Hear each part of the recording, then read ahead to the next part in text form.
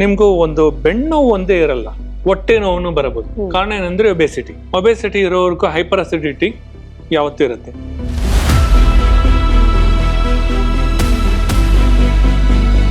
ಇಲ್ಲಿ ನಮ್ಮ ಹಾರ್ಟ್ ಅಲ್ಲಿ ಏನಾವುದೋ ಒಂದು ಆರ್ಟರೀಸ್ ಬ್ಲಾಕ್ ಆಗಿದ್ರೆ ಅದು ಕಾಫ್ ಮಸಲ್ಸ್ ನಿಂದ ನಾವು ಪ್ರೆಷರ್ ಕೊಡೋದ್ರಿಂದ ಈ ಹಾರ್ಟ್ ಆರ್ಟರೀಸ್ ಓಪನ್ ಆಗುತ್ತೆ. ಇಷ್ಟೇ ಇರುತ್ತೆ, ಹೇರ್ ಲೈನ್ ಫ್ರಾಕ್ಚರ್ ಹೇಳ್ತೀವಿ ಅಲ್ವಾ, ಇಷ್ಟೇ ಇರುತ್ತೆ. ಇದರಲ್ಲಿ ಬ್ಲಡ್ ಪಾಸ್ ಆಗ್ತಾ ಇರುತ್ತೆ. ಅದು ಅಬ್ಸ್ಟ್ರಕ್ಷನ್ ಆಗಿಬಿಟ್ರೆ ಕೈರೋ ಪ್ರಾಕ್ಟೀಸ್ನಿಂದ ಆಗಲ್ಲ. ಆವತ್ತು ಆಲ್ಟರ್ನೇಟಿವ್ ಸಿಸ್ಟಮ್. ಆ ಆಲ್ಟರ್ನೇಟಿವ್ ಸಿಸ್ಟಮ್ ಏನು ಅಂದರೆ ಮರ್ಮ ಚಿಕಿತ್ಸೆ.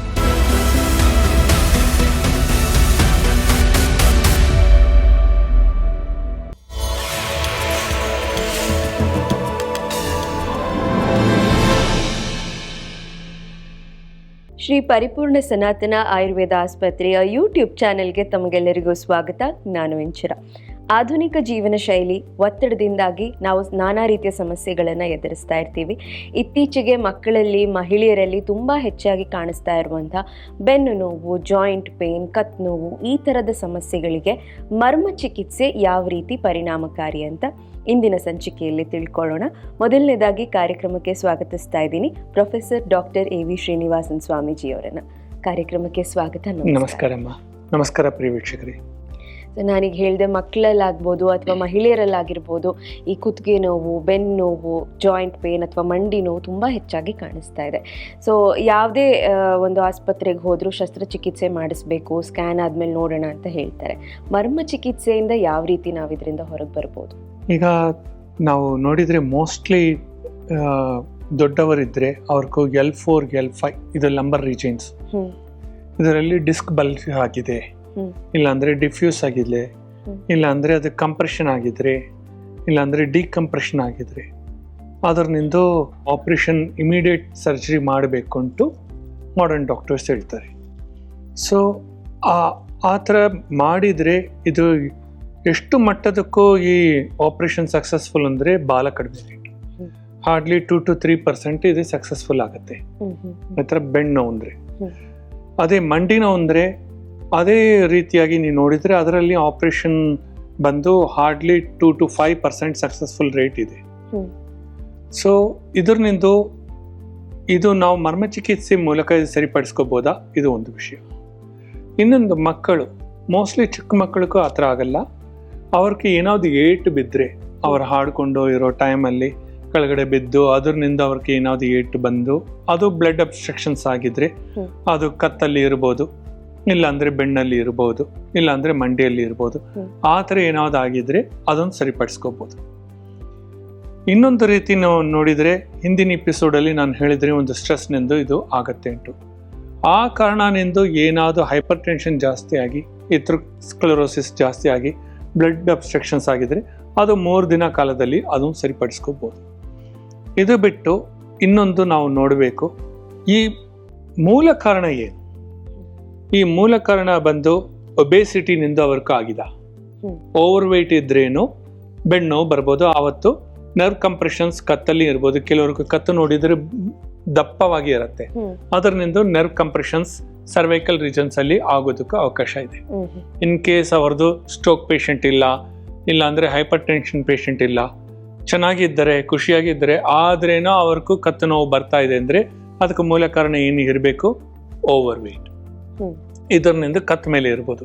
ಬಾಡಿ ಓವರ್ ವೆಯ್ಟ್ ಇದ್ರೆ ಅದು ಎಲ್ಲ ಕತ್ತು, ಬಾಡಿ ಅದು ಎಲ್ಲಾನು ಪೆಲ್ವಿಕ್ ಸ್ಟ್ರಕ್ಚರ್ ಮೇಲೆ ಹೋಗಿ ಕೂತ್ತಾ ಇದೆ, ವೆಯ್ಟ್ ಎಲ್ಲ ಬೀಳ್ತಾ ಇದೆ. ಅದರಿಂದ ಅದು ಎಲ್ಲಿ ಆಗತ್ತೆ? Mainly L4, L5, S1. L4 ಅಂದ್ರೆ ಲಂಬರ್ 4, ಲಂಬರ್ 5, ಸ್ಯಾಕ್ರಮ್ 1. ಸ್ಯಾಕ್ರಮ್ 1 ನಿಂದ 3 ವರೆ ಅದು ಹೋಗ್ಬೋದು, ಅದು ಪ್ರೆಷರ್ ಬೀಳ್ಬೋದು. ಅದರಿಂದ ನಿಮ್ಗೂ ಒಂದು ಬೆನ್ನು ನೋವು ಒಂದೇ ಇರಲ್ಲ, ಹೊಟ್ಟೆ ನೋವು ಬರಬಹುದು. ಕಾರಣ ಏನಂದ್ರೆ ಒಬೆಸಿಟಿ ಇರೋರ್ಗೂ ಹೈಪರ್ ಅಸಿಡಿಟಿ ಯಾವತ್ತೂ ಇರುತ್ತೆ, ಕಾನ್ಸ್ಟಿಪೇಷನ್ ಇಶ್ಯೂಸ್ ಇರುತ್ತೆ.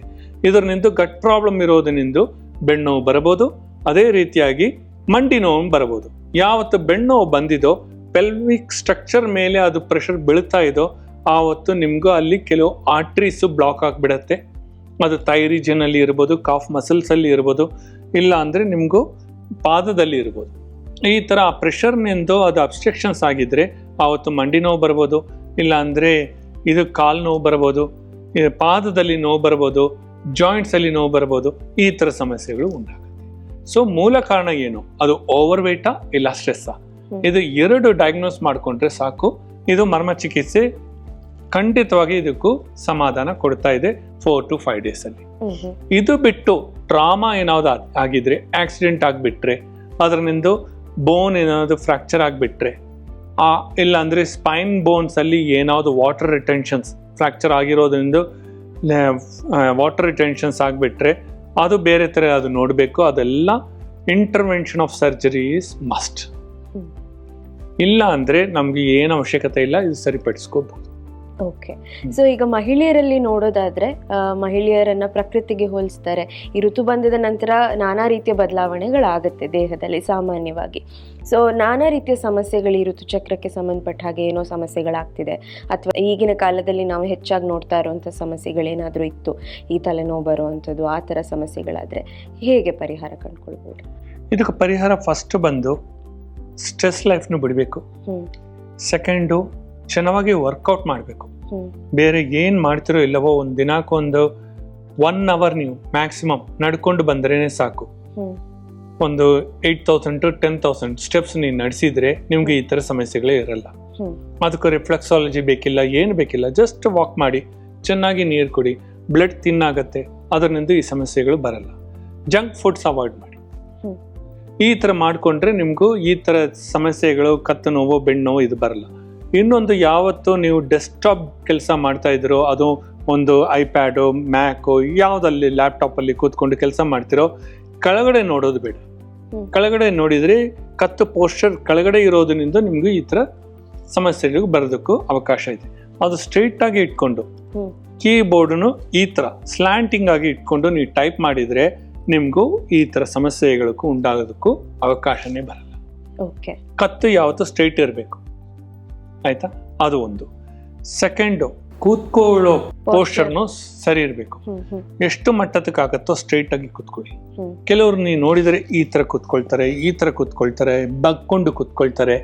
ಇದೆಲ್ಲ ಏನಾಗತ್ತೆ, ಆ curvature, complete curvature of the spine ಅದು ನೋಡಿದ್ರೆ ಒಂದು 180 ಡಿಗ್ರೀಸ್ಗೂ ಬಂದ್ಬಿಡುತ್ತೆ. ಆ ಥರ ಬಂದ್ರೇನು ಸಮಸ್ಯೆಗಳು ತುಂಬ ಉಂಟಾಗುತ್ತೆ. ನರ್ವ್ ಕಂಪ್ರೆಷನ್ಸ್ ಶುರು ಆಗುತ್ತೆ, ಕತ್ತಲ್ಲಿ ಆಗಲಿ ಬೆನ್ನಲ್ಲಿ ಆಗಲಿ ನರ್ವ್ ಕಂಪ್ರೆಷನ್. ಒಂದು ನರ್ವ್ ಇನ್ನೊಂದು ಡಿಸ್ಕ್ನು ಚುಚ್ತಾ ಇದೆ ಅಂದರೆ ಅದರ ರೇಡಿಯೇಷನ್ ಪೆರಿಫರಲ್ ಸಿಸ್ಟಮ್ ನಿಮ್ಮ ಕೈಗೂ ಹೋಗ್ಬೋದು, ಇಲ್ಲ ಅಂದರೆ ಕಾಲ್ಗೂ ಹೋಗ್ಬೋದು.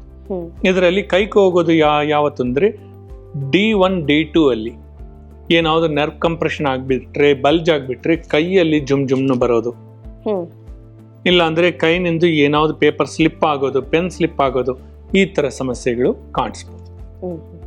ಅದೇ ರೀತಿಯಾಗಿ D3 ನಿಂದು 12 D12 ಅದಾದ್ಮೇಲೆ ಲಂಬರ್, ಡಾರ್ಸಲ್ ಬಿಟ್ಟು ಲಂಬರಲ್ಲಿ 5 ರೀಜನ್ಸ್, ಅದಾದ್ಮೇಲೆ ಸ್ಯಾಕ್ರಮ್ 1 2 3 ಈ ಥರ ಆಗಿದ್ರೆ ಪೆಲ್ವಿಕ್ ಸ್ಟ್ರಕ್ಚರಲ್ಲಿ ಪ್ರಾಬ್ಲಮ್ ಬರ್ಬೋದು, ಯೂರಿನೇಷನ್ ಇಶ್ಯೂಸ್ ಬರ್ಬೋದು, PCOD PCOS ಲೇಡೀಸಲ್ಲಿ ಬರ್ಬೋದು. ಅದು ಬಿಟ್ಟು ಮಕ್ಕಳಲ್ಲಿ ನೋಡಿದರೆ ಮೋಸ್ಟ್ಲಿ ಕಾನ್ಸ್ಟಿಪೇಷನ್ಸ್ ಇಶ್ಯೂಸ್ ಬರ್ಬೋದು. ವೃದ್ಧವರಲ್ಲಿ ನೀವು ನೋಡಿದರೆ ಮಂಡಿ ನೋವು ತುಂಬ ಹೆಚ್ಚಿಗೆ ಇರುತ್ತೆ, ಕಾಲು ನೋವು ತುಂಬ ಹೆಚ್ಚಿಗೆ ಇರುತ್ತೆ. ಈಗ ನಾವು ಬೆನ್ನು ಉಂಟು ಹೇಳಿದರೆ, ಬೆನ್ನು ಕತ್ತು ನೋವು ಉಂಟು ಮಾತಾಡಿದರೆ, ನಾವು ಮೇನ್ ಆಗಿ ಮೇಜರ್ ಆರ್ಟ್ರೀಸ್ ಏನಿದೆ ಕತ್ತಲ್ಲಿ ನಮಗೂ 3 ಆರ್ಟ್ರೀಸ್ ಇದೆ. ಅದು ಕಾಮನ್ ಕರೋಟಿಡ್ ಆರ್ಟ್ರಿ, ಅದರ ಎಕ್ಸ್ಟರ್ನಲ್ ಬ್ರಾಂಚಸ್ ಬಂದು internal carotid artery and external carotid artery. ಅದರಿಂದ ಸರ್ವೈಕಲ್ ರೀಜನ್ಸ್ ಪೂರ್ತಿ ಅಬ್ಸ್ಟ್ರಕ್ಷನ್ಸ್ ಆಗೋದಕ್ಕೂ ಅವಕಾಶ ಇದೆ.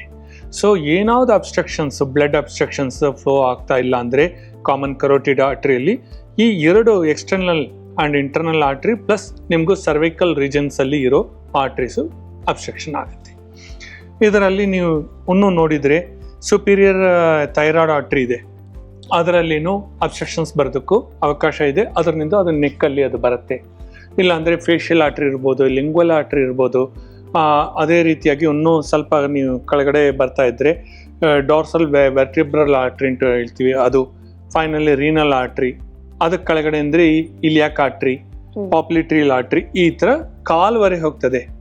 ಟಿಬಿಲ್ ಆರ್ಟ್ರಿ ಈ ಥರ ಹೋಗುತ್ತೆ. ಇದು ಎಲ್ಲ ಅಬ್ಸ್ಟ್ರಕ್ಷನ್ಸ್ ಬರೋದು ಉಂಟಾಗೋದು ಕಾರಣ ಏನು? ಇದರ ಒಬೆಸಿಟಿ ಆರ್ ಸ್ಟ್ರೆಸ್. ಇದು 2 ಕಾರಣನಿಂದ ಈ ಥರ ಸಮಸ್ಯೆಗಳು ಉಂಟಾಗುತ್ತೆ. ಸೊ ಇದರಲ್ಲಿ ನಾವು ಏನು ಮಾಡ್ತೀವಿ, ಒಬ್ಬರಿಗೂ ಬರೀ ಸ್ಟ್ರೆಸ್ ಇಲ್ಲ ಒಬೇಸಿಟಿನಿಂದ ಆಗಿದೆ ಅಂದರೆ ಆವತ್ತು ನರ್ವ್ ಕಂಪ್ರೆಷನ್ ಒಬೇಸಿಟಿನಿಂದ ಆಗೋದು ಅದರಿಂದ ಡಿಸ್ಕ್ ಬಲ್ಜ್ ಯಾವತ್ತೂ ಇರುತ್ತೆ. ಒಬೇಸಿಟಿ ಇರೋರ್ಗೂ ವೆಯ್ಟ್ ಜಾಸ್ತಿ ಇರೋರ್ಗೂ ಇಲ್ಲಿ ಡಿಸ್ಕ್ ಬಲ್ಜ್ನು ಒಂದೊಂದು ಕತ್ತು ಭಾಗದಲ್ಲಿನೂ ಸರ್ವೈಕಲ್ 1 to 7 ನೀವು ನೋಡಿದ್ರೆ ಇರುತ್ತೆ. ಅದೆಲ್ಲ ಮ್ಯಾನಿಪ್ಯುಲೇಷನ್ ಸ್ಟಿಮ್ಯುಲೇಷನ್ ನಾವು ಕೈ ಇಟ್ಟು ಮಾಡಬೇಕು, ಪ್ರೆಷರ್ ಕೊಡಬೇಕು. ಅದು ಯಾವ ಥರ ಅಂದರೆ ನೀವು ಒಂದು ಇದಕ್ಕೂ ಹೋಗಿದ್ರೆ ಅದೇನು ಫಿಸಿಯೋಥೆರಪಿ ಹತ್ರ ಹೋಗಿದ್ರೆ ಅವ್ರು ಟ್ರಾಕ್ಷನ್ ಕೊಡ್ತಾರೆ ನೆಕ್ಗೂ, ಆಯ್ತಾ. ಮ್ಯಾನ್ಯುಯಲ್ ಟ್ರಾಕ್ಷನ್ ಕೆಲವರು ಕೊಡ್ತಾರೆ, ಇಲ್ಲ ಅಂದ್ರೆ ವೆಯ್ಟ್ ಹಾಕಿ ಕೊಡ್ತಾರೆ. ಆ ವೆಯ್ಟ್ ಎಲ್ಲ ನಾವು ಇಲ್ಲಿ ಕೊಡಲ್ಲ. ಕಾರಣ ಏನಂದ್ರೆ ಅದರಿಂದನೂ ನಿಮ್ಗೂ ಏನಾವುದು ಒಂದು ಬೋನ್ ಸಣ್ಣವಾಗಿ ಇರೋದು, ಇಲ್ಲ ಅಂದ್ರೆ ಒಂದು ಆರ್ಟ್ರಿ ಅದೆಲ್ಲ ಡಿಜನರೇಷನ್ ಫಾರ್ಮ್ ಆಗಿದ್ರೆ ವಯಸ್ಸಿನ ಕಾರಣನಿಂದ ಅದು ಫ್ರಾಕ್ಚರ್ ಆಗೋದಕ್ಕೂ ಬಹಳ ಅವಕಾಶ ಇದೆ. ಅದನ್ನೊಂದು ಎಷ್ಟು ಮಟ್ಟದಕ್ಕಾಗತ್ತೋ ನಾವು ಬೆರಳಿನಿಂದ ಮಾಡ್ತೀವಿ. ಬೆರಳಿನಿಂದ ಪ್ರೆಷರ್ ಕೊಡೋದ್ರಿಂದ ಅದು ಕ್ಲಿಯರ್ ಆಗಿ ಒಂದು 5 days ಅಲ್ಲಿ ಕಂಪ್ರೆಷನ್ಸು ಓಪನ್ ಆಗುತ್ತೆ, ಅದು ಡಿಕಂಪ್ರೆಸ್ ಆಗಿಬಿಡುತ್ತೆ. ಅದೇ ರೀತಿಯಾಗಿ ಮ್ಯಾನಿಪ್ಯುಲೇಷನ್ ಮಾಡೋ ಟೈಮಲ್ಲಿ ಒಂದು ಪ್ರೆಷರ್ ಕೊಟ್ಟು ಪೂರ್ತಿ ಇದರ ರೈಟ್ ಆರ್ ಲೆಫ್ಟ್ಗೆ ನಾವು ಮಾಡೋ ಟೈಮಲ್ಲಿ ಆ ಬಲ್ಜನ್ನು ಕಡಿಮೆ ಆಗುತ್ತೆ. ಅದಾದ್ಮೇಲೆ ನಾವು ಲವಣಪಿಂಡ ಸ್ವೇದ ಅಂತ ಒಂದು ಕೊಡ್ತೀವಿ. ಅದು ಏನಂದ್ರೆ ಲವಣ ಅಂದ್ರೆ ಸಾಲ್ಟ್, ರಾಕ್ ಸಾಲ್ಟ್. ಅದು ಚೆನ್ನಾಗಿ ಬಿಸಿ ಮಾಡಿಬಿಟ್ಟು ಒಂದು ಬಟ್ಟೆಯಲ್ಲಿ ಅದು ಹಾಕಿ ಚೆನ್ನಾಗಿ ಇದು ಮಾಡಿ ಕ್ಲೋಸ್ ಮಾಡಿ ಅದರಿಂದ ಸ್ವಲ್ಪ ಪ್ರೆಷರ್ ಕೊಡ್ತೀವಿ. ಅದು ಏನಾಗುತ್ತೆ, ಮಸಾಜ್ ಆದ್ಮೇಲೆ ಆಯಿಲ್ ಮಸಾಜ್ ಆದ್ಮೇಲೆ ಆ ಪ್ರೆಷರ್ ಕೊಡೋದ್ರಿಂದ ಎಲ್ಲೆಲ್ಲಿ ಬಲ್ಜ್ ಇದೋ ಅದೆಲ್ಲ ಕಡಿಮೆ ಆಗುತ್ತೆ ತಕ್ಷಣ. ಸೊ ಈ ರೀತಿಯಾಗಿ ಪಾದಕ್ಕೂ ಅದೇ ತರ ಮಾಡ್ತೀವಿ. ಸೊ ಈಗ ನಿಮ್ಗೂ ಕತ್ತದು ಈ ಆರ್ಟ್ರೀಸ್ ನಿಂದು ಬರೋ ಕಾರಣ ಗೊತ್ತಾಯ್ತು. ಈಗ ಪೆಲ್ವಿಕ್ ಸ್ಟ್ರಕ್ಚರ್ ಅಲ್ಲಿ ಸ್ಯಾಕ್ರಮ್ ನಿಂದು, ಯಾಕೆಂದ್ರೆ ಯಾವುದೋ ಒಂದು ವೆಯ್ಟ್ ಜಾಸ್ತಿ ಆಗಿದೋ ನಿಮ್ಗೂ ಪೆಲ್ವಿಕ್ ಸ್ಟ್ರಕ್ಚರ್ ಮೇಲೆ ಬೆಳ್ತಾ ಇದೆ ಅಂದ್ರೆ, ಸ್ಯಾಕ್ರಮ್ ಅಲ್ಲಿ ಬೆಳ್ತಾ ಇದೆ ಅಂದ್ರೆ ಅದರದ್ದು ರೇಡಿಯೇಷನ್ ಪಾದಕ್ಕೂ ಹೋಗುತ್ತೆ, ಕಾಲು ಪಾದಕ್ಕೂ ಹೋಗುತ್ತೆ. ಆಯ್ತಾ. ಇಲ್ಲಿ ನೋಡಿದ್ರೆ ಇಲ್ಲಿ ಆರ್ಟ್ರಿ ಇಂಟು ಪೆಲ್ವಿಕ್ ರೀಜನ್ ಅಲ್ಲಿ ಇದೆ. ಅದಕ್ಕೆ ನೆಕ್ಸ್ಟ್ ಮಂಡಿ ಹತ್ರ ಬರೋದು ಪಾಪ್ಲಿಟಿಯಲ್ ಆರ್ಟ್ರಿ, ಕಾಫ್ ಮಸಲ್ ಅಲ್ಲಿ ಬರೋದು ಇದು ಟಿಬಿಯಲ್ ಆರ್ಟ್ರಿ. ಈ ತರ ಬರೋ ಆರ್ಟ್ರೀಸ್ ಎಲ್ಲ ಅದಕ್ಕೂ ಅದೇ ಸ್ಯಾಮಿಲ್ಟೇನಿಯಸ್ ಪ್ರಾಸೆಸ್ ಇರುತ್ತೆ. ಅಲ್ಲಿ ಪ್ರೆಷರ್ ಕೊಟ್ರೆ ಈ ಮಂಡಿ ನೋವನ್ನ ಕಡಿಮೆ ಆಗೋದು. ಅದು ಹೊಟ್ಟೆ ಮೇಲೆ ಅವ್ರನ್ನ ಮಲಗಿಸ್ಬಿಟ್ಟು ಪೇಷಂಟ್ನು ನಾವು ಹಿಂದ್ ಕಡೆ ನಿಂದು ಪ್ರೆಷರ್ ಕೊಡೋದನಿಂದು ಏನಾದ್ರು deep vein thrombosis calf muscles ಅಲ್ಲಿ ಅದು ಸೆಕೆಂಡ್ ಹಾರ್ಟ್ ಅಂತ ಹೇಳ್ತೀವಿ. ಅದರಲ್ಲಿ ಏನಾದ್ರು ಇಲ್ಲಿ ನಮ್ಮ ಹಾರ್ಟ್ ಅಲ್ಲಿ ಏನಾದ್ರು ಒಂದು ಆರ್ಟ್ರೀಸ್ ಬ್ಲಾಕ್ ಆಗಿದ್ರೆ ಅದು ಕಾಫ್ ಮಸಲ್ಸ್ ನಿಂದು ನಾವು ಪ್ರೆಷರ್ ಕೊಡೋದ್ರಿಂದ ಈ ಹಾರ್ಟ್ ಆರ್ಟ್ರೀಸ್ ಓಪನ್ ಆಗುತ್ತೆ. ಪಲ್ಮನರಿ ಆರ್ಟರಿ ಇರಲಿ, ಕರೋನರಿ ಆರ್ಟರಿ ಇರಲಿ, ಅಬ್ಸ್ಟ್ರಕ್ಷನ್ಸ್ ಇದ್ರೆ ಅದೆಲ್ಲ ಕ್ಲಿಯರ್ ಆಗುತ್ತೆ. ಸೊ ಈ ರೀತಿಯಾಗಿ ಇಲ್ಲಿ ಮಾಡೋದನಿಂದ ಮಂಡಿ ನೋವು ಬಹಳ ಇದು ಸುಲಭವಾಗಿ ಅಡ್ರೆಸ್ ಮಾಡ್ಬೋದು. ಮಂಡಿ ನೋವೇ ಬರಲ್ಲ. ಅದಾದ್ಮೇಲೆ ಏಜಕ್ಕೂ ಡೆಫಿನೆಟ್ಲಿ ಒಂದು ಡಿಜನರೇಷನ್ ಆಗೋದು, ಡಿಫಾರ್ಮಿಟಿ ಆಗೋದು, ಆಸ್ಟಿಯೋಪೊರೋಸಿಸ್, ಆಸ್ಟಿಯೋಆರ್ಥರೈಟಿಸ್ ಇದೆಲ್ಲ ಬರೋದು ಇರುತ್ತೆ. ಆದ್ರೇನು ಅದಕ್ಕೂ ಸಮಾಧಾನ ಈ ಥರ ಮಾಡಿಕೊಂಡು ಹೋಗಿದ್ರೆ, ಇಲ್ಲ ಒಂದು ಕಾರ್ ಯಾವ ಥರ ನಾವು ಸರ್ವಿಸ್ಗೆ ಕೊಡ್ತಾ ಇದೀವೋ ಪ್ರತಿ ಒಂದು 3 ತಿಂಗಳು 6 ತಿಂಗಳು ಅದು ಓಡೋ ರೇಟ್ ಮೇಲೆ, ಅದೇ ಥರ ಒಂದು ಮನುಷ್ಯನು ಎಷ್ಟು ಕೆಲಸ ಮಾಡ್ತಾನೋ ಅದು ಅವನ ಇದು ಹವರ್ಸ್ ನೋಡಿಕೊಂಡು ಅವನು 3 months ಒನ್ಸೋ ಇಲ್ಲ 6 months ಒನ್ಸೋ ಬಂದು ಮರ್ಮ ಚಿಕಿತ್ಸೆ ಪಡಿಸ್ಕೊಂಡ್ರೆ ಖಂಡಿತವಾಗಿ ಈ ಮಸ್ಕ್ಯುಲೋಸ್ಕೆಲಿಟಲ್ ಡಿಸಾರ್ಡರ್ಸ್ನು ಕ್ಲೀನಾಗಿ ಅಡ್ರೆಸ್ ಮಾಡ್ಬೋದು. ಸೊ ನೀವು ತಿಳಿಸ್ಕೊಟ್ರಿ ಸ್ವಾಮೀಜಿ ಯಾವ ರೀತಿ ಔಷಧಿ ರಹಿತವಾಗಿ ಮರ್ಮ ಚಿಕಿತ್ಸೆಯಿಂದ ಪರಿಹಾರ ಕಂಡುಕೊಳ್ಬೋದು ಅಂತ. ಫಿಸಿಯೋಥೆರಪಿ ಬಗ್ಗೆ ಕೂಡ ಹೇಳಿದ್ರಿ, ರಿಫ್ಲೆಕ್ಸಾಲಜಿ ಕೂಡ ಮಾಡಿಸ್ತಾರೆ. ಸೊ ಅದಕ್ಕೆ ಹೊರತುಪಡಿಸಿ ಅದಕ್ಕೆ ಸಂಬಂಧಪಟ್ಟ ಹಾಗೆ ಇದು ಯಾವ ರೀತಿ ಡಿಫ್ರೆಂಟ್ ಅಂತ ಹೇಳ್ಬೋದು ಮರ್ಮ ಚಿಕಿತ್ಸೆ? ಈಗ ಮೆಡಿಕೇಶನ್ಸ್ ಅಂದರೆ ಮೆಡಿಕೇಶನ್ಸು ಟೈಮ್ ತಗೊಳುತ್ತೆ. ಆಯುರ್ವೇದ ಮೆಡಿಸಿನ್ಸ್ ಅಂದರೆ ಮಿನಿಮಮ್ 6 months to 6 years ಕೂಡ ತಗೋಬಹುದು. ಬಟ್ ಫಾರ್ಮಕೋ ವಿಜಿಲೆನ್ಸ್ ಪ್ರಕಾರ ಯಾವ್ದಾವ್ದು ಒಂದು ಮೆಡಿಕೇಶನ್ಸ್ ತಗೋಬೇಕು ಅಂದರೆ ಮ್ಯಾಕ್ಸಿಮಮ್ 6 months, ಅದ್ರ ಮೇಲೆ ಇಲ್ಲ. ಅದು ಅಲೋಪತಿ ಆಗಲಿ ಇಲ್ಲ ಅಂದ್ರೆ ಆಯುರ್ವೇದ ಆಗಲಿ, ಎರಡಲ್ಲಿ 6 months ಮೇಲೆ ನೀವು ಏನಾದ್ರು ಮೆಡಿಸಿನ್ಸ್ ತಗೊಂಡ್ರೆ ಗಟ್ ಪ್ರಾಬ್ಲಮ್ ಶುರು ಆಗ್ಬಿಡುತ್ತೆ. ಅದರಿಂದ ಅದು ಅವಾಯ್ಡ್ ಮಾಡಬೇಕು ಫಸ್ಟ್. ಫಿಸಿಯೋಥೆರಪಿ ನೀವು ಮಾಡಿಕೊಂಡ್ರೆ ಅದು ಒಂದು ಟೆಂಪರರಿ ಇಂಜೆಕ್ಷನ್ ಹೇಳ್ಬೋದು. ಈಗ ಕೈರೋ ಪ್ರಾಕ್ಟಿಷನರ್ಸ್ ಇದ್ದಾರೆ, ಅವ್ರು ಏನ್ ಮಾಡ್ತಾರೆ, ಸ್ನ್ಯಾಪ್ ಮಾಡ್ತಾರೆ, ಸ್ಟ್ರಕ್ಚರ್ ಮಾಡ್ತಾರೆ. ಸ್ಟ್ರಕ್ಚರ್ ಮಾಡೋದಕ್ಕೂ ಬಾಡಿ ಸ್ಟ್ರಕ್ಚರ್ ಮಾಡೋದಕ್ಕೂ ಅದು ಪರ್ಫೆಕ್ಟ್ ಸ್ಟ್ರಕ್ಚರ್ ಆಗುತ್ತೆ. ಆವತ್ತು ಬ್ಲಡ್ ಅಬ್ಸ್ಟ್ರಕ್ಷನ್ಸ್ ಎಲ್ಲಾವುದು ವೆಸಲ್ಸ್ ಅಲ್ಲಿ ಇದ್ರೆ, ಬ್ಲಡ್ ವೆಸಲ್ಸ್ ಅಲ್ಲಿ ಅದು ಸರಿ ಹೋಗಲ್ಲ. ಈಗ ಒಂದು ಕರ್ವೇಚರ್ ಅದು ಸರಿ ಇಲ್ಲ, ಫಾರ್ಮ್ಯಾಟಿಯಲ್ಲಿ ಇಲ್ಲ ಅಂದ್ರೆ ಅದು ಸರಿಪಡಿಸ್ಬೋದು. ಈ ತರ ಸ್ವಲ್ಪ ಟಿಲ್ಟ್ ಮಾಡಿ ಬ್ರೇಕ್ ಮಾಡಿ ಅದು ಸರಿಪಡಿಸ್ಬೋದು. ಅದರಿಂದ ಕೈರೋ ಪ್ರಾಕ್ಟೀಸ್ ನಿಂದು ಪೂರ್ತಿ ಕಾಲಿ ಸರಿ ಹೋಗತ್ತಂದ್ರೆ ಇಲ್ಲ. ಆ ತಕ್ಷಣ ನಿಮ್ಗೂ ಒಂದು ರಿಲೀಫ್ ಸಿಗತ್ತೆ, ನೀವು ಸರಿ ಹೋಗಿದೆ ಅಂತ ಅನ್ಕೊಳ್ತೀರ, ಒಂದು ವಾರದಲ್ಲಿ ಅದು ಈಗೇನು ಶುರು ಆಗುತ್ತೆ. ಕಾರಣ ಏನು, ಈಗ ಟೆಂಡನ್ ಇಷ್ಟೇ ಇರುತ್ತೆ, ಹೇರ್ ಲೈನ್ ಫ್ರಾಕ್ಚರ್ ಹೇಳ್ತೀವಲ್ವಾ, ಇಷ್ಟೇ ಇರುತ್ತೆ, ಇದರಲ್ಲಿ ಬ್ಲಡ್ ಪಾಸ್ ಆಗ್ತಾ ಇರುತ್ತೆ. ಅದು ಅಬ್ಸ್ಟ್ರಕ್ಷನ್ ಆಗಿಬಿಟ್ರೆ ಕೈರೋ ಪ್ರಾಕ್ಟೀಸ್ನಿಂದ ಆಗಲ್ಲ. ಆವತ್ತು ಆಲ್ಟರ್ನೇಟಿವ್ ಸಿಸ್ಟಮ್, ಆ ಆಲ್ಟರ್ನೇಟಿವ್ ಸಿಸ್ಟಮ್ ಏನು ಅಂದರೆ ಮರ್ಮ ಚಿಕಿತ್ಸೆ. ಇದು ಎಲ್ಲದಕ್ಕೂ ಸಮಾಧಾನ ಕೊಡುತ್ತೆ. ಓನ್ಲಿ ಡಿಸ್ಅಡ್ವಾಂಟೇಜ್ ಅಂದರೆ ಟ್ರಾಮಾ ಕೇಸಸ್ನು ಮಾಡೋದಕ್ಕೂ ಆಗಲ್ಲ. ಈಗ ಆಕ್ಸಿಡೆಂಟ್ ಆಗಿದೆ, ಒಬ್ಬನಕ್ಕೂ ಪ್ರಾಣ ಇದೆ, ಬಟ್ ಬ್ಲಡ್ ಬ್ಲೀಡ್ ಆಗ್ತಾ ಇದೆ, ಅಲ್ಲಿ ಏನೋ ಸೌಲಭ್ಯ ಇಲ್ಲ, ಆಂಬ್ಯುಲೆನ್ಸ್ ಇಲ್ಲ, ಆ ಬ್ಲಡ್ ಸ್ಟಾಪ್ ಮಾಡ್ಬೋದು. ಪಾಯಿಂಟಲ್ಲಿ ಪ್ರೆಷರ್ ಕೊಟ್ಟು ಬ್ಲಡ್ ಸ್ಟಾಪ್ ಮಾಡ್ಬೋದು. ಅದು ಆವತ್ತು ಅದು ಬ್ಲಡ್ ಕ್ಲಾಟ್ ಆಗಿಬಿಡುತ್ತೆ, ಅವ್ರನ್ನ ಇಮಿಡಿಯೇಟ್ ಆಗಿ ಟ್ರಾನ್ಸ್ಫರ್ ಮಾಡ್ಕೋಬಹುದು ಟು ಎಮರ್ಜೆನ್ಸಿ ಕ್ಯಾಶುಯಾಲಿಟಿಗೆ. ಆ ಥರ ನಾವು ಮಾಡ್ಕೋಬಹುದು. ಒಂದು 30 ಮಿನಿಟ್ಸ್ ಅವ್ನ ಲೈಫ್ ಸೇವ್ ಮಾಡ್ಬೋದು. ವ್ಯಾರಸ್ ಸ್ಕಲ್ ಏನಾದ್ರು ಓಪನ್ ಆಗಿಬಿಟ್ರೆ ಏನು ಮಾಡೋದಕ್ಕಿಲ್ಲ, ಓನ್ಲಿ ಬ್ಲೀಡಿಂಗ್ ಇದ್ರೆ ಈ ಥರ ಮಾಡಿ ನಾವು ಸಮಾಧಾನ ಕೊಡ್ಬೋದು. ಧನ್ಯವಾದಗಳು ಗುರುಜಿ. ಯಾವ ರೀತಿ ನಮ್ಮನ್ನು ಕಾಡುವಂಥ ನಾನಾ ರೀತಿ ನೋವುಗಳಿಗೆ ಪರಿಹಾರ ಕಂಡ್ಕೋಬಹುದು ಅಂತ ತಿಳಿಸ್ಕೊಟ್ರಿ. ನಮಸ್ಕಾರ. ನಮಸ್ಕಾರ. ನಮಸ್ಕಾರ ಪ್ರಿಯ ವೀಕ್ಷಕರೇ. ವೀಕ್ಷಕರೇ, ನೋಡಿದ್ರಲ್ಲ, ಮಕ್ಕಳಲ್ಲಾಗಲಿ ಅಥವಾ ಯಾವುದೇ ಏಜ್ನವರಲ್ಲಾಗಲಿ ಈ ಬೆನ್ನು ನೋವು, ಕುತ್ತಿಗೆ ನೋವು, ಮಂಡಿ ನೋವು, ಇಂಥ ರೀತಿ ಸಮಸ್ಯೆಗಳಿಗೆ, ಹಾಗೆ ಯಾವ ರೀತಿ ನಾವು ಬೇರೆ ಬೇರೆ ಸಮಸ್ಯೆಗಳಿಗೆ ಮರ್ಮ ಚಿಕಿತ್ಸೆಯಿಂದ ಪರಿಹಾರ ಕಂಡುಕೊಳ್ಬೋದು ಅನ್ನೋ ಬಗ್ಗೆ ತಿಳಿಸ್ಕೊಟ್ವಿ. ಮುಂದಿನ ಒಂದು ಸಂಚಿಕೆಯಲ್ಲಿ ಮತ್ತಷ್ಟು ವಿಶೇಷತೆಗಳನ್ನ ತಿಳಿಸ್ಕೊಡ್ತೀವಿ ಮರ್ಮ ಚಿಕಿತ್ಸೆಯ ಕುರಿತಾಗಿ ಅಂತ ಹೇಳ್ತಾ ನಮಸ್ಕಾರ.